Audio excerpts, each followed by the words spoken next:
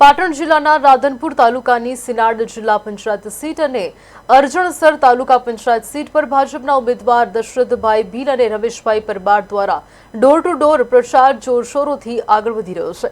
બંને ઉમેદવારો ગ્રામજનો સાથે સીધો સંપર્ક સાધી વિકાસના મુદ્દાઓ પર ચર્ચા કરી રહ્યા છે। સ્થાનિક લોકો તરફથી સકારાત્મક પ્રતિસાદ મળતા કાર્યકરોમાં ઉત્સાહનો માહોલ જોવા મળ્યો છે।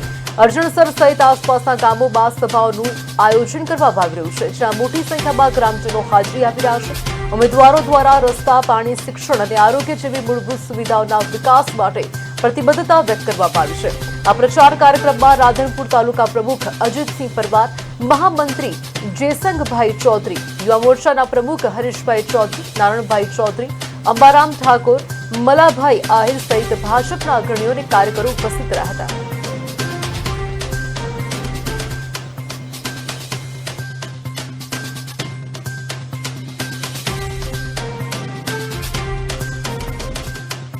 વિકાસની જે વિચારધારા યશસ્વી નરેન્દ્રભાઈ મોદી સાહેબે જે પ્રગટ કરી છે એને અમે ગામના બધા યુવાનો સાથે મળીને આ વિકાસને આગળ વધારીશું।